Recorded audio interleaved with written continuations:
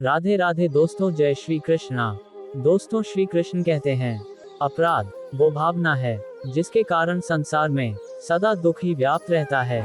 हम सब अपराधियों से घृणा करते हैं, उनसे दूर रहते हैं, परंतु क्या कभी विचार किया है कि कोई भी जन्म से अपराधी नहीं होता? तो ऐसा क्या कारण है कि कोई इतना बुरा बन जाता है कि वो बुराई की सीमा पार कर जाए? कारण है कामना। यदि कामना पर नियंत्रण न रखा जाए, यदि कामना पूर्ण करने के लिए परिश्रम न किया जाए, तो वो तृष्णा में बदल जाती हैं, और तृष्णा लालच में, और लालच छल में, और छल करते ही मनुष्य अपराध की तरफ अपना पग बढ़ा देता है। इसलिए ये अत्यंत आवश्यक है कि मन की कामनाओं पर नियंत्रण रहे। यदि मन पर नियंत्रण रहेगा तो अपराध पर स्वयं ही नियंत्रण हो जाएगा। दोस्तों, आज की वीडियो में आप जानेंगे श्रीमद् भगवत गीता अध्याय 15 पुरुषोत्तम योग। आज का वीडियो बहुत खास है, स्क्रिप्ट मत करिएगा, पूरा देखिएगा। आप सबसे एक अनुरोध, चैनल पे अगर नए हैं तो सब्सक्राइब कर लीजिएगा श्रीमद् भगवत गीता बाकी अध्याय का वीडियो देखने के लिए। तो शुरू करते हैं दोस्तों। 1. पुरुषोत्तम भगवान ने कहा है, ऐसा कहा गया है कि शाश्वत अश्वत्थ वृक्ष की जड़ें ऊपर की ओर तथा इसकी शाखाएं नीचे की ओर होती हैं। इसके पत्ते वैदिक स्रोत हैं, और जो इस वृक्ष के रहस्य को जान लेता है उसे वेदों का ज्ञाता कहते हैं। 2. इस वृक्ष की शाखाएं ऊपर तथा नीचे की ओर फैलती हैं और इंद्रिय विषयों के साथ कोमल कोम्पलों के समान तीनों गुणों द्वारा पोषित होती हैं। वृक्ष की जड़ें नीचे की ओर भी लटकी होती हैं, जिसके कारण मानव जन्म में कर्मों का प्रवाह होता है। इसकी नीचे के ओर की जड़ों की शाखाएं संसार में मानव जाति के कर्मों का कारण हैं।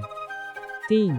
4. इस संसार में इस वृक्ष के वास्तविक स्वरूप का बोध नहीं हो सकता और न ही इसके आदि, अंत और निरंतर अस्तित्व को जाना जा सकता है। अतः इस गहन जड़ों वाले अश्वत्थ वृक्ष को विरक्ति रूपी सशक्त शस्त्र से काट देना चाहिए, तभी कोई इसके आधार को जान सकता है, जो कि परम प्रभु हैं, जिनसे ब्रह्मांड की गतिविधियों का अनादिकाल से प्रवाह हुआ है, और उनकी शरण ग्रहण करने पर फिर कोई इस संसार में लौट कर नहीं आता। 5. वे जो अभिमान और मोह से मुक्त रहते हैं एवं जिन्होंने आसक्ति की बुराई पर विजय पाली है, जो निरंतर अपनी आत्मा और भगवान में लीन रहते हैं, जो इंद्रिय भोग की कामना से मुक्त रहते हैं और सुख दुख के द्वंद्वों से परे हैं, ऐसे मुक्त जीव मेरा नित्य धमी प्राप्त करते हैं। 6. न तो सूर्य, न ही चंद्रमा और न ही अग्नि मेरे सर्वोच्च लोक को प्रकाशित कर सकते हैं। वहां जाकर फिर कोई पुनः इस भौतिक संसार में लौट कर नहीं आता। 7. इस भौतिक संसार की आत्माएं मेरा शाश्वत अणु अंश हैं, लेकिन प्राकृत शक्ति के बंधन के कारण वे मन सहित 6 इंद्रियों के साथ संघर्ष करती हैं। 8. जिस प्रकार से वायु सुगंध को एक स्थान से दूसरे स्थान पर ले जाती है, उसी प्रकार से देहधारी आत्मा जब पुराने शरीर का त्याग करती है और नए शरीर में प्रवेश करती है, उस समय वह अपने साथ मन और इंद्रियों को भी ले जाती है। 9. कान, आंख, त्वचा, जिह्वा और नासिका के इंद्रिय बोध, जो मन के चारों ओर समूहबद्ध हैं, के साथ देहधारी आत्मा इंद्रिय विषयों का भोग करती है। 10. अज्ञानी आत्मा का अनुभव नहीं कर पाते, जबकि यह शरीर में रहती है और इंद्रिय विषयों का भोग करती है, और न ही उन्हें इसके शरीर से प्रस्थान करने का बोध होता है, लेकिन वे जिनके नेत्र ज्ञान से युक्त होते हैं वे इसे देख सकते हैं। 11. भगवद प्राप्ति के लिए प्रयासरत योगी यह जानने में समर्थ हो जाते हैं कि आत्मा शरीर में प्रतिष्ठित है, किंतु जिनका मन शुद्ध नहीं है वे प्रयत्न करने के बावजूद भी इसे जान नहीं सकते। 12. ये जान लो कि मैं सूर्य के तेज के समान हूँ, जो पूरे ब्रह्मांड को प्रकाशित करता है। सूर्य का तेज और अग्नि की दीप्ति मुझसे ही उत्पन्न होती है। 13. पृथ्वी पर व्याप्त रहकर मैं सभी जीवों को अपनी शक्ति से पोषित करता हूँ।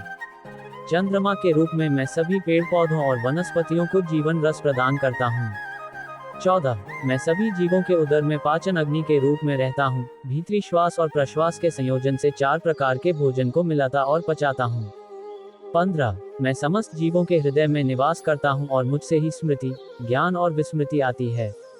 केवल मैं ही सभी वेदों द्वारा जानने योग्य हूँ, मैं वेदांत का रचयिता और वेदों का अर्थ जानने वाला हूँ।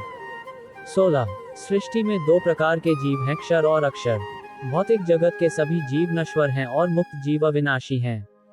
17. इनके अतिरिक्त एक परम सर्वोच्च व्यक्तित्व है, जो अक्षय परमात्मा है। वह तीनों लोकों में अपरिवर्तनीय नियमता के रूप में प्रवेश करता है और सभी जीवों का पालन पोषण करता है। 18. मैं नश्वर सांसारिक पदार्थों और यहाँ तक कि अविनाशी आत्मा से भी परे हूँ, इसलिए मैं वेदों और स्मृतियों दोनों में ही दिव्य परम पुरुष के रूप में विख्यात। 19. वे जो संशय रहित होकर मुझे परम दिव्य भगवान के रूप में जानते हैं, वास्तव में वे पूर्ण ज्ञान से युक्त हैं। हे अर्जुन, वे पूर्ण रूप से मेरी भक्ति में तल्लीन रहते हैं। 20. हे निष्पाप अर्जुन, मैंने तुम्हें वैदिक ग्रंथों का अति गुह्य सिद्धांत समझाया है। इसे समझकर मनुष्य प्रबुद्ध हो जाता है और अपने प्रयासों में परिपूर्ण हो जाता है। दोस्तों, आशा करते हैं आज का वीडियो आपको अच्छा लगा होगा। वीडियो अच्छा लगे तो लाइक करना तो बनता है। कमेंट पर जय श्री कृष्ण लिखना ना भूले। हमारे चैनल को सब्सक्राइब करें भागवत गीता बाकी अध्याय का वीडियो देखने के लिए। आज के लिए राधे राधे, जय श्री कृष्णा।